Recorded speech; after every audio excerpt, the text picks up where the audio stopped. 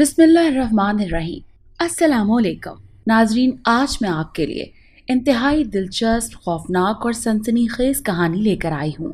लेकिन कहानी शुरू करने से पहले आपसे गुजारिश है कि अगर आप हमारे चैनल पर नए हैं तो हमारे चैनल को ज़रूर सब्सक्राइब कीजिए ताकि आपको हमारी वीडियो सबसे पहले मिलें।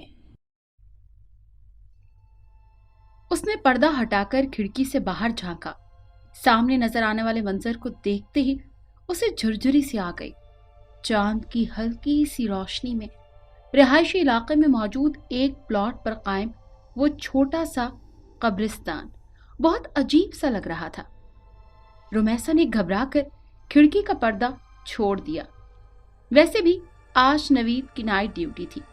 ऐसे में घर की तन्हाई और कुछ देर पहले देखा गया मंजर उसकी घबराहट में मजीद इजाफा कर गया। उसने घड़ी में टाइम देखा। अभी सिर्फ 12 बजे थे। आज माला वॉक करने ऊपर ना आई थी, वरना उसका वक्त अच्छा गुजर जाता है। वैसे भी जब से सर्द मौसम की अंधेरी रातें शुरू हुई थी, माला ऊपर कम ही आती थी, क्योंकि उसे सर्दियां कुछ खास पसंद नहीं थी। जबकि रुमैसा तो इस सर्द मौसम की दीवानी थी। थोड़ी देर बिस्तर पर बैठकर उसका खौफ कदरे कम हुआ। उसने कमरे से निकलकर बाहर झांका तो अम्मा हाजरा अपने कमरे में सोने जा चुकी थी। रुमैसा ने कॉफी मेकर निकाला, लाउंज में रखा टीवी चलाया। टीवी की आवाज ने घर में फैली खामोशी को खत्म कर दिया। वो निहायत इत्मीनान के साथ कॉफी बनाकर टीवी के सामने आ बैठी, जहां कोई टॉक शो चल रहा था। टीवी देखते देखते उसे टाइम का पता ही नहीं चला और वो वहीं सोफे पर ही सो गई। रुमैसा की 6 माह कबल शादी हुई थी और वो रुखसत होकर नवीद आलम के साथ उस फ्लैट में रह रही थी, क्योंकि उसकी सास अपने बड़े बेटे के पास लंदन में रहती थी, जबकि नवीद महकमा गवर्नमेंट का एक आला सरकारी ऑफिसर था, जिसके बायस वो अपनी नौकरी छोड़कर लंदन जाने पर आमादा ना था। रुमैसा को और तो कोई मसला ना था सिवाय इस खाली प्लॉट के, जो उसके बेडरूम की खिड़की के ऐन सामने था। इस प्लॉट के चारों तरफ बाउंड्री वॉल के अलावा एक बड़ा सा गेट भी था। इस प्लॉट के अंदर छोटी छोटी कब्रें थी। अम्मा हाजरा ने बताया था कि ये हिंदुओं का कदीमी कब्रिस्तान है। चूंकि ये इलाका पहले आबाद ना था, लिहाजा कब्रिस्तान बना दिया गया, मगर वक्त और जरूरत के साथ बढ़ती हुई आबादी की वजह से कब्रिस्तान के आसपास कई मंजिला बिल्डिंगें बन गईं। मगर इस प्लॉट पर मौजूद वो कब्रिस्तान आज भी अपनी जगह मौजूद था। यह कब्रिस्तान कम से कम रुमैसा को जरूर परेशान कर रहा था, जबकि अम्मा हाजरा और नवीद को इससे कोई मसला ही ना था और ना ही कभी किसी और बिल्डिंग वाले ने शिकायत की थी। इसलिए रुमैसा भी खामोश थी, क्योंकि उसे लगता था कि शायद परेशानी उसकी अपनी खुद साख्ता है, वरना दूसरे लोगों को कोई प्रॉब्लम ना थी कि रिहायशी इलाके में ये कब्रिस्तान क्यों है। शुक्र है तुम आ गई, वरना मैं तो छत पर अकेले वॉक कर करके बोर हो चुकी थी। सीढ़ियों से ऊपर आने वाला साया माला का था। रुमैसा उसे देखते ही खिल गई। रुमैसा ने देखा कि उसकी सफेद रंगत में कदरे पिलाहट खुली हुई है। वो अपने चेहरे से बीमार और थकी थकी लग रही थी। रुमैसा ने पूछा, तबीयत कैसी है तुम्हारी? बेहतर है। माला का जवाब हमेशा इतना ही मुख्तसर होता था। फिर भी उसका साथ रुमैसा को काफी अच्छा लगता था। वो काफी कम गो सी लड़की, जो शायद फर्स्ट फ्लोर की किसी अपार्टमेंट की रिहायशी थी। यहाँ शिफ्ट होने के बाद पहले दिन रुमैसा ऊपर वॉक करने आई तो वहां माला पहले से मौजूद थी। दुबली पतली सी ये लड़की रुमैसा को दोस्ती के लिए अच्छी लगी, मगर इन दोनों की दोस्ती सिर्फ छत तक ही महदूद थी। न कभी माला ने उसे अपने घर आने की दावत दी और न रुमैसा उसे अपने साथ नीचे लेकर गई। वजह शायद टाइम था, जो ऊपर वॉक करने के दौरान इतना ज्यादा हो जाता कि रुमैसा को अपने घर ले जाना अच्छा न लगा। मूंगफली खाओगी? वॉक के दौरान रुमैसा अपने हाथ में पकड़ा गर्म मूंगफली का लिफाफा उसकी जानिब बढ़ाते हुए बोली, सॉरी, मैं मूंगफली नहीं खाती। अजीब लड़की हो तुम, कुछ भी नहीं खाती, ना मूंगफली, ना रेवड़ी, ना ही कोई और ड्राई फ्रूट, यहाँ तक के भुने हुए चने भी नहीं खाती।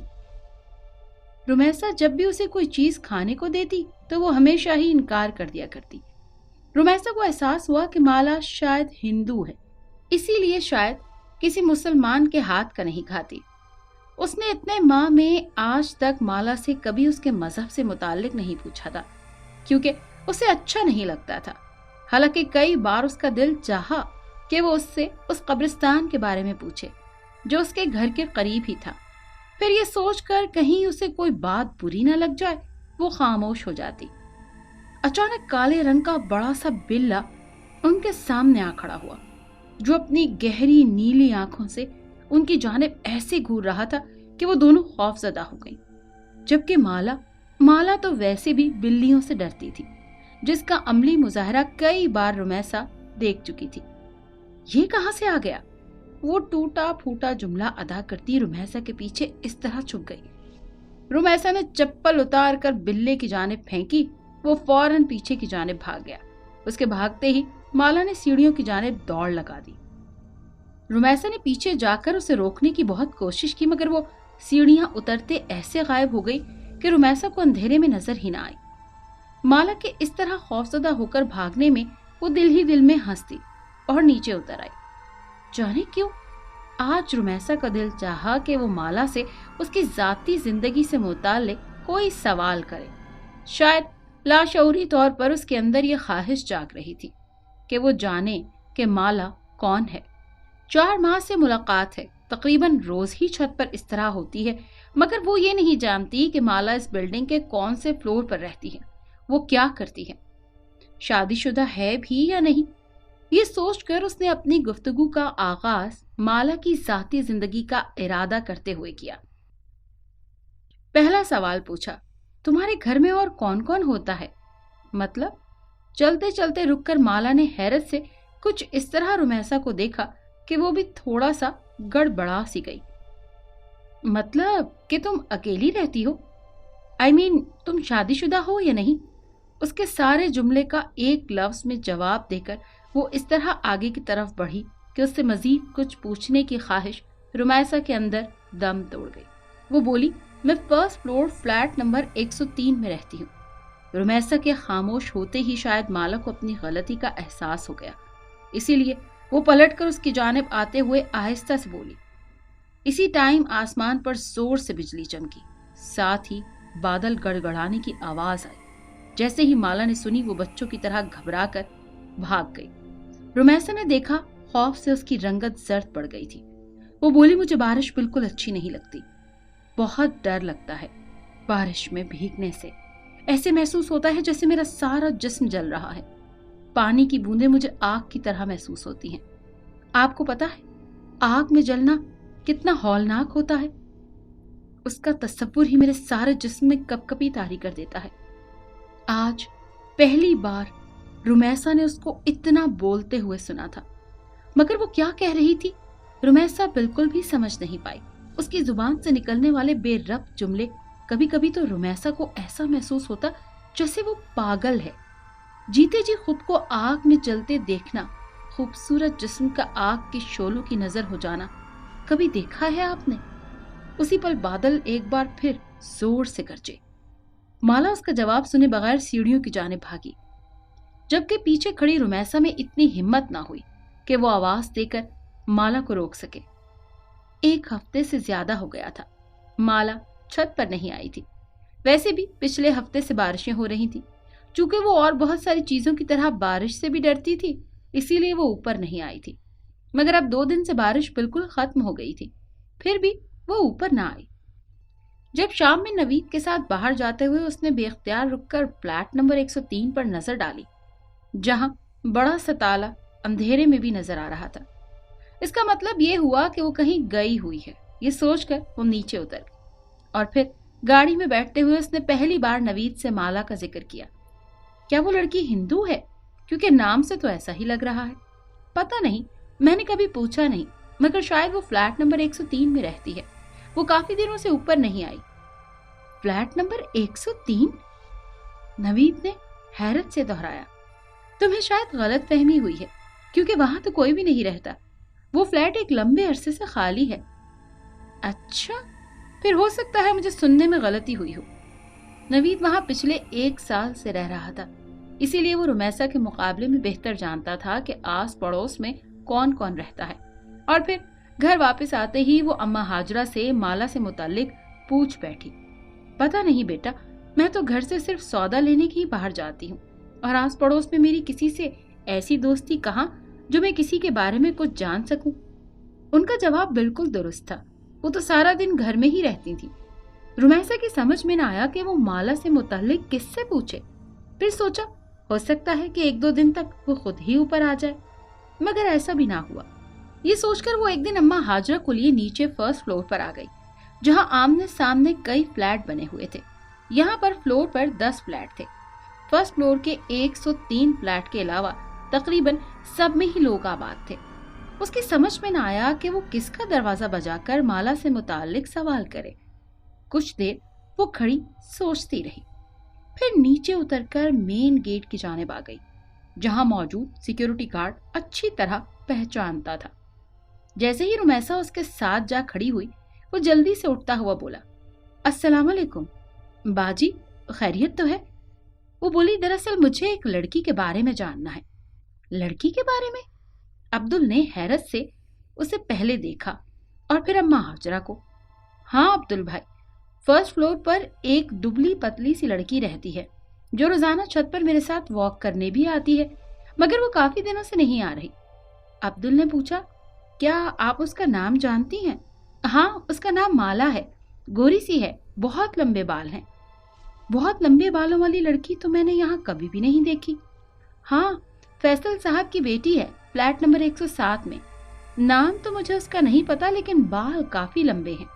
ایک دفعہ ایسے ہی میری نظر پڑ گئی تھی، آپ وہاں جا کر پوچھ لیں، شاید وہ آپ کی مشکل حل کر دیں۔ عبدل کی بات سنتے ہی وہ وہاں نہیں رکی، بلکہ تیز تیز چلتی فرسٹ فلور فلیٹ نمبر 107 کے سامنے آ کھڑی ہوئی اور بنا سوچے سمجھے بیل پر ہاتھ رکھ دیا۔ کون؟ دوسری طرف دروازہ کھول کر باہر آنے والی ایک 40 سے 45 سالہ عورت تھی، جو رمیسا کو اپنے سامنے دیکھ کر تھوڑا سا حیران ہوئی۔ السلام علیکم جی، مسز نوید ہوں میں، اسی بلڈنگ کے 3rd فلور پر میری رہائش ہے۔ مجھے دراصل مالا سے متعلق معلوم کرنا تھا۔ تیز تیز بولتے ہوئے اس نے جلدی سے اپنا مدعا بیان کیا۔ اسے ایسا محسوس ہو رہا تھا جیسے اگلے ہی پل اس کی خواہش کے عین مطابق مالا اس کے سامنے آ جائے گی۔ کون مالا؟ جواب اس کی توقع کے بالکل برخلاف تھا۔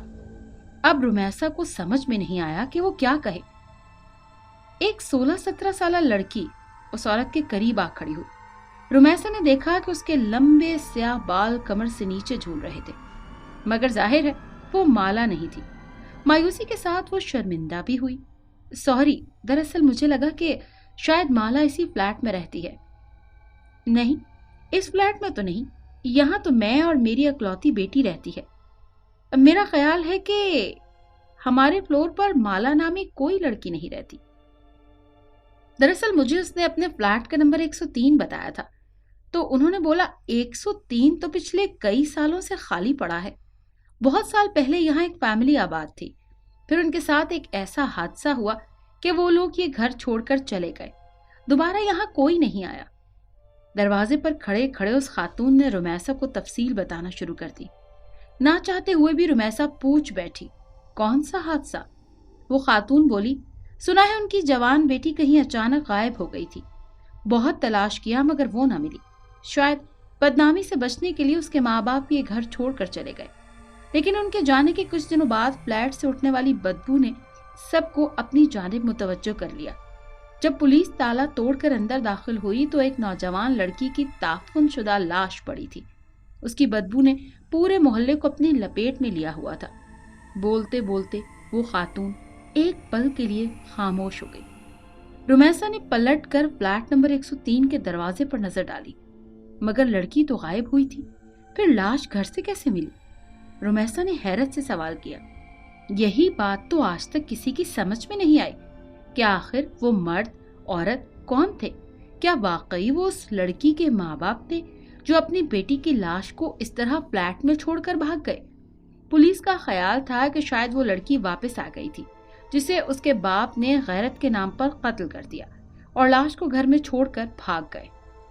اف، इस कदर सब वाकई? रुमैसा ने खौफ से झुरझुरी ली। हाँ, यही वजह है कि ये फ्लैट दोबारा आबाद नहीं हुआ। कातिल उसे वीरान करके निकल गए और फिर चाहने के बावजूद भी कोई उसे आबाद न कर सका। एक डर और खौफ इस फ्लैट के हवाले से ऐसे लोगों में उजागर हो गया है कि शायद अभी तक दूर नहीं हुआ। अरे मैं यहाँ खड़े खड़े ही सब बातें कर रही हूँ, आप अंदर तो आए। शायद उस औरत को एहसास हो गया था कि पिछले आधे घंटे से वो रुमैसा के साथ दरवाजे पर ही खड़ी थी। नहीं शुक्रिया, मैं अब जाऊंगी, मेरे मियाँ के घर आने का वक्त हो गया है। माजरत करती हुई रुमैसा ऊपर आ गई और फिर कई दिन लग गए रुमैसा को वो कहानी भुलाने में, जिसके मुताबिक फ्लैट से जवान लड़की की बदबू वाली लाश मिली थी और शायद उसी तरह मारने में सगे बाप का भी उतना ही हाथ था। दुनिया कितनी जालिम होती है, ये बात उसे चंद घंटे पहले ही पता लगी, जैसे वो आने वाले कई दिनों तक सोच सोच कर बेहाल रही। रुमैसा फ्लैट नंबर 103 का हादसा चंद ही दिनों में बिल्कुल फरामोश कर बैठी, मगर माला की तलाश उसके वजूद के अंदर कहीं इंतजार कर रही थी कि शायद कभी जिंदगी में उसे माला दोबारा मिले। यही वजह थी कि वो बिल्डिंग में आने जाने वाली हर लड़की को गौर से देखती। कभी जो किसी डिपार्टमेंटल स्टोर में जाना होता तो उसकी मुतलाशी निगाहें माला को खोजती रहती। सड़क से गुजरने वाली हर लड़की में वो माला को तलाशती, मगर माला न जाने कहाँ गुम हो गई थी, जो हर बार रुमैसा की तलाश को नाकामी का मुंह देखना पड़ता। उसकी तलाश माला के साथ लगन इतनी सच्ची थी कि एक दिन वो उसमें कामयाब हो गई, मगर ऐसी कामयाबी जिसके बाद कई सालों रुमैसा का ये दिल सोचकर कांपता रहा कि उसने माला की तलाश की इतनी कोशिश आखिर क्यों की। वो जाती सर्दियों की एक शाम थी। अम्मा हाजरा को सुबह से ही नज़ला जुकाम ने जकड़ रखा था, जिसके बायस वो अपनी चारपाई पर रजाई ओढ़े पड़ी थी। नवीद आलम ऑफिस के किसी काम के सिलसिले में कल कोयटा गए हुए थे और इस तन्हाई में रुमैसा का दिल बेहद घबरा रहा था। 2 घंटे उसने लाहौर अपनी अम्मी जान और बहन से बात की, फिर जैसे ही फोन बंद किया उसे ऐसा महसूस हुआ जैसे कोई बैरूनी दरवाजे के पास से गुजरकर ऊपर जाने वाली सीढ़ियों की जानिब बढ़ा है। उसका अंदरूनी लकड़ी का दरवाजा खुला था, जबकि उसके बाहर मौजूद ग्रिल को वो हमेशा अंदर से लॉक रखती थी। तन्हाई में उभरने वाले तजस्सुस के हाथों मजबूर होकर उसने ग्रिल के बाहर झांका। एक बहुत लंबे बालों वाली लड़की तेज तेज ऊपर सीढ़ियां चढ़ती जा रही थी। रुमैसा को लगा कि वो माला है। वो जल्दी से अपना दुपट्टा ओढ़े उस लड़की के पीछे लपकी तो ऊपर छत पर जाकर वो गायब हो चुकी थी। रुमैसा तेजी से सीढ़ियां चढ़ी ऊपर आई। सरे शाम ही छत पर अंधेरा छाया हुआ था। आखिरी सीढ़ी पर कदम रखकर रुमैसा ने जैसे ही सीढ़ियों के करीब मौजूद बल्ब ऑन किया, उसकी रोशनी पूरी छत पर फैल गई। माला, माला! ऊपर चढ़ते हुए उसने आवाज लगाई। उसकी आवाज पर किसी ने कोई जवाब नहीं दिया। रुमैसा ने थोड़ा मजीद आगे बढ़कर देखा। चारों तरफ एक हू का आलम था। छत बिल्कुल खाली पड़ी थी। वो एकदम घबरा कर वापस पलटी तो उसका पांव उस काले बिल्ले से टकरा गया, जो हमेशा माला को खौफजदा कर देता था। बिल्ले ने बिलबिलाकर रुमैसा की जानिब देखा। उसकी चमकती मोटी कांच जैसी आंखों में जाने क्या था। रुमैसा एक खौफजदा होकर नीचे भागी। कांपते हाथों से ग्रिल का लॉक खोला तो सामने ही अम्मा हाजरा खड़ी थी। बेटा, तुम कहाँ चली गई थी? नवीद साहब का फोन आया था, तुम्हारी खैरियत पूछ रहे थे, उन्हें फोन करके जवाब दे दो। बात करते करते अम्मा हाजरा को एहसास हुआ कि रुमैसा कुछ घबराई हुई है। क्या बात है बेटा, सब खैर तो है? जवाबन रुमैसा ने कुछ देर कबल वाला सारा वाक़या सुना दिया, जिसे सुनते ही अम्मा हाजरा ने उसकी तरफ देखते हुए कहा, मेरी बात मानो तो बेटा उस लड़की को भूल जाओ, क्योंकि मुझे ऐसा महसूस हो रहा है जैसे तुमने उसे अपने हवासों पर पूरी तरह सवार करके रख लिया है। वो तुम्हारे ख्यालों से निकलकर ऐसी शक्ल में ढल गई है जो तुम्हें हर वक्त यहाँ वहां दिखाई दे रही है। मेरा ख्याल है अम्मा, आप दुरुस्त कह रही हैं। रुमैसा ने एक गहरा सांस लेते हुए कहा, मुझे शायद वहम हुआ था कि कोई ऊपर गया है, बिला वजह ही ऊपर भागी, शायद दिमाग खराब हो गया है। और रात के खाने तक वो शाम का वाकया बिल्कुल भूल चुकी थी।